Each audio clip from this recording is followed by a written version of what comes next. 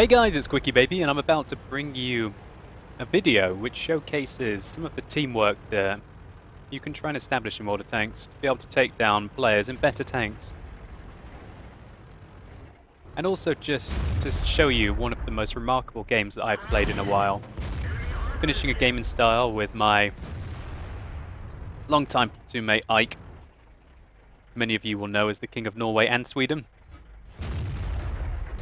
So here we can see we're basically side-scraping in the KV4, as a KV4 does, brutalizing the enemy, bouncing shots off my side, and also the cheeks of my turret that lots of people will try and aim for and bounce. What you can do to aid this is angle your turret slightly between shots, as you see me do here, to try and force them to bounce at you. Can really help. We're playing the new encounter on Mountain Pass. And I really like this rock location. As you can see, it's allowing me to get a lot of damage off. So far already done just under 1,300 damage. Make that 1,600 damage. And the enemy are really struggling on this flank. Now we have one tier 10 with us, 2 tier 8s, 2 tier 9s. We've taken out 2 tier 8s and a tier 9 already, and we're certainly going to take out the rest of these tier 8s. So you think our other flank should be okay. Our other flank should be okay. They've got 2 tier 10s over there and a bunch of other support tanks as well. So I've decided that it's time to use the armor and the health of the KV4. I don't know how that one missed. That was an air shot. My gunner was obviously very drunk. Been glugging down that vodka, and yeah, he's definitely been glugging down that vodka, because we just placed one flush into the side of that Leopard prototype turret. Should have really not fired there as he went across me, but it was a bit unfortunate for him and for me as well. So great, we just had a fantastic result there. Look at that. 5 tanks destroyed, not one death amongst us. That's including 3 tier 8s. Oh, sorry, make that 4 tier 8s, including the IS-3 up on the hill, and 1 tier 9 tank. Our other flankers not had that much success, though. And this is very interesting. I'm not sure if you guys have been seeing this. If you've played the encounter on this new map, well, not the new map, but the new game mode on Mountain Pass, you may have noticed that the enemy team really like, well, I'm talking about the team that spawns here and here, the enemy team, like to go around the back of the valley and end up in the cap circle. I really don't think that is a very valid tactic. I think that you should basically try and kill the enemies before you try and cap. But as you can see here, their cap rush has not worked at all, because now we are above them and they are going to have a lot of trouble. A lot of trouble. As long as we don't drive like that IS-8 who just went down straight into an E100 Jagdpanzer, and thankfully the Jagdtiger. I have his upper plate, and we secure the kill on him. Doing some rather cheeky bridge work there. Don't want to expose yourself over the bridge too much. I think about doing the same for the T-30, but I think, oh, that's not a very good idea. And then I look at Ike, and I communicate with Ike, saying, let's just be cool. Look what we're holding down. We're holding down a tier 10 and 2 tier 9 tanks who are trying to cap. Let's just be cool, Mr. Ike, right now. We've got a T110 E4 coming in at them. I was thinking the E4 would be able to have a good game. Seeing that we have an opportunity, I say, Ike, let's change the angle. Let's change the angle of the approach. And I get fairly lucky there that the T30 was unable to penetrate me. But it's good for me and Ike as we're able to cross the bridge successfully. I think about going for a shot on him, but I pull back because I see that the gun depression isn't there. And he's got a rather nasty gun, as well as also being a strong player with 17,000 games played and nearly 1,400 efficiency. I say, Ike, we've got a perfect opportunity to take out this tier 10 and this tier 8 who are locked down in combat with this IS-4. Me and Ike are holding our shots, we wait, and we fire together. I was able to penetrate with my higher penetration gun, The 107's got a fairly nice 226mm of penetration with regular rounds. As you can see, I start to load some APCR now. And you know, ironically, bouncing off the back of a duck tank with your APCR round, I load a regular round to take out the VK, and then I start loading APCR again. Now the KV-4, when it uses the 107mm, has got 289mm of penetration with its regular rounds, which are huge. And Ike just took a rather devastating shot there behind me. The E100 penetrated him with his heat shell, wrecking Ike. Ike's only just left in this game, and I'm trying to take out the E100 here, aiming at his tracks again, but I pull back because I really don't want to get blind fired by his very meaty gun. So the IS-4 is now progressing round the corner. I blind fire again. The IS-4 comes round. The IS-4 misses his shot, the E100 aims at him, but thankfully, we have the kill. So there we go. Me and Ike were really able to help that IS-4 out there. Unfortunately, we lost a couple of tanks in the engagement with the 2 tier 9s and the tier 10, but we really didn't have an effective engagement being above them, with tanks with not very much gun depression. So now, me and Ike are discussing how we can try and win this game. I say, Ike, why don't you go round and you flank them, mate, and I'll distract them from above.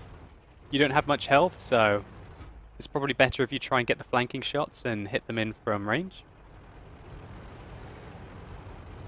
I ping the map on the T-30, who is AFK. So an E75 here has got a clean shot on our IS-4. I track the E75 there, knowing that it would turn his tracks more, and he uses his repair kit. So our IS-4 just YOLO'd in. That's a rather dubious play, but you know, this guy's 19,000 games played and 44% wins. I think he plays for fun. So I go down, and now this is a very clutch shot. I have to penetrate this. Whoa, ho, ho, ho, ho, ho, man. That would have completely changed the momentum of the game if I had gone for that E100 Jagdpanzer there and not penetrated. I try and get myself down so I can fire at the T-30, but I was unable to get the angle that I required. I wanted to try and keep some pressure up on that T-30 because I know as soon as I let him go that he's going to kill my IS-4 friend, but there's very little that I can do here. So what I do is I take this opportunity to cross the bridge. We see that the T-30 just missed Ike there. Oh my word, that was really close. I progress over the bridge. And now Ike's in a lot of trouble by the looks of it. Look at that. Ike's got 2 tier 9 tanks. One on half health, one on full health coming after him. And I go, hey Ike, we can still do this, bro. Let's do this.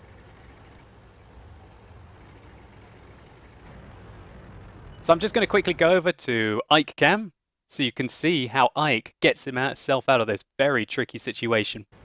As we can see, he's luring him into an excellent place.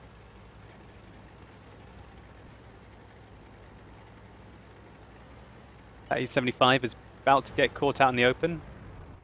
And Ike fires a clutch shot there. That is a game-winning shot on that E75. Retracts him just in time. I put one into the E75. Retracts him again, and as we can see, the enemy E75 is thinking about aiming at me, but no, he's aiming back at Ike. And Ike's keeping him retracked. Now the E75 realizes he needs to turn around. My shell bounces off the E75, I think. He keeps him retracked, and then he knows that now that the E75 is not aiming at him, that he can avoid the T-30. Thankfully, I make the kill from above the bridge. So now Ike is just trying to hide from this T-30. We're talking it through. If you want to hear exactly what we were saying tactically, then you should go and check out the live version of the replay. Now that Ike sees T-30 is no longer able to get a shot on him, he makes his way round. Okay, so now that you've seen how Ike dealt with that situation, let's continue the game from my perspective. So you see Ike tracking beautifully. I aim for the rear of his track and I retrack him.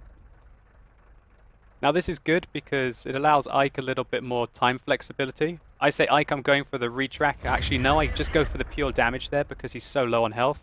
And Ike's doing a really good job at keeping him tracked with his 88mm. I say, Ike, I've got the kill. And I go, what? Oh no! But the E75 misses his shot. I go, Ike, it's okay, man. I've got him. I've got him. And Ike gets out the way of the T30 there, as we saw. Thankfully, the E75 was unable to penetrate me, only taking off my track, which means that I've got 900 health left, which means that I can take a hit from the T30 unless he rolls really high. So that's going to become very useful later on. Knowing that you can take a shot from the enemy is pretty darn important. So, me and Ike managed to successfully take out that E75 with some great play by Ike. Now we're talking through how can we win this situation. And I really do recommend, I'll put a link in the description box below. You can watch the live version of this replay just to see the kind of communication that we have. It's definitely worth a watch. So we decided, Ike, I'll keep an eye on this T30, make sure he stays where he is. And I was thinking, shall I bomb him? Shall I bomb him? And I was so close to bombing him. Oh, that would have been hilarious. I bet all you guys who are watching this on YouTube now are hoping, oh, I really wish you'd done that. But I wanted to win this game. And I know that with our T30 being AFK, that it's very unlikely that Ike is able to kill a half-health T30. If I was to bridge jump him and not completely kill him, then I didn't want to leave Ike on his own. And as long as there are two of us, I'm feeling fairly confident. So right now, I realize the T30's trying to get distance so he can shoot at me. So in turn, what I do is I check the gun depression and I start pulling back. I keep pulling back, angling my turret slightly. He tries to snipe me, but he fails. Immediately I go to try and get a shot on him, just to show him that I'm not messing around. He can't take free shots at me. I'm just trying to distract him here. I'm trying to make him forget about Ike and the Panther. Now remember, this guy isn't bad. This guy's played 17,000 games and he's got nearly 1,400 efficiency. So he's not a muppet. So he should know what's happening right now. That's why I'm just trying to keep involved with him. Trying to keep him thinking about what's going on. I'm also trying to make him think that maybe I want a cap, you know. Maybe I'm trying to just rack up the cap points. So he hasn't seen me, so I decide now I can change the angle. I go along the side of the bridge here, thinking that he's reversing back. He spots me. Re-gets his engagement. Now what we're finding out here is that Ike is trying to snipe in. But because of the rocks that they've added here, guys, look at these rocks. They've added these rocks right here. What that means is that, well, you can't really snipe in from up in that advantage point. So I leave the cap for a second because, as you can see here, I want to move this M103 into a bit of a cover position. Also, what I'm trying to do is distract the M103. No, not the M103, so I'm trying to distract the T30. The M103's dead, you muppet. Because right now I say, Ike, look, we've got 2 minutes left, mate. He's on full health. We've got to start doing something, bro. And so I'm trying to distract him. I'm trying to push the T30. Not the T30, the M103. Derp, derp, derp. I'm trying to basically distract the T30. I'm just going like, hey, look at me, look at me, look at me. And he reverses to try and get the gun elevation to shoot me.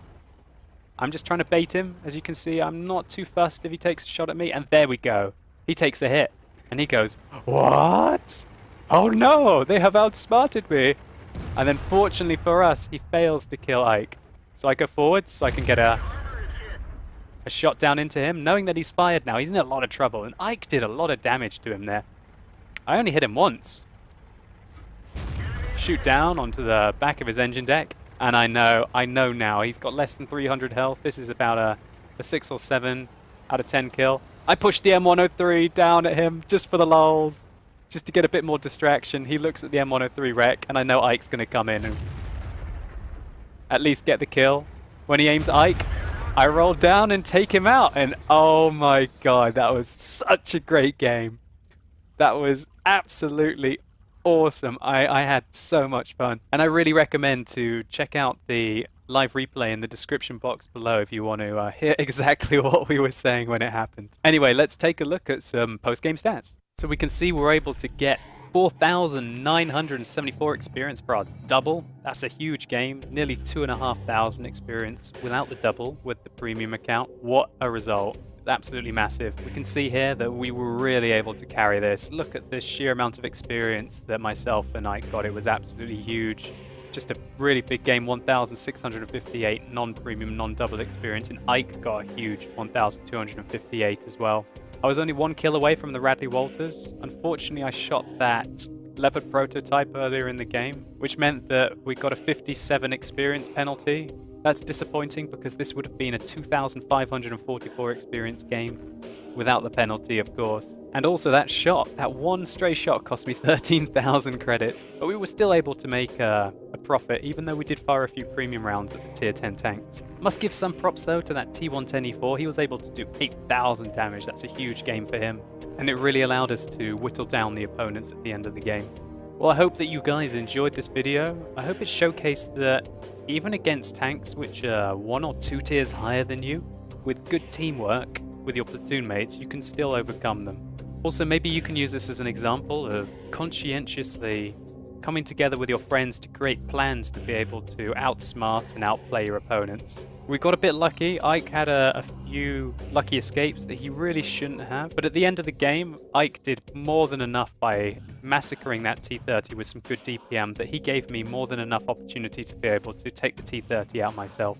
So guys, I hope you appreciated this video. If you did and you want to see more awesome teamwork, then why not check out the rest of the videos in this teamwork series. You can find countless crucial contribution medals, lots of brothers in arms, and games where we even kill the whole of the enemy team in a platoon together. Also, if you've enjoyed this, please consider rating it down below. I'd really appreciate it. Anyway guys, thank you so much for watching. You've been epic. Hopefully I'll see you soon.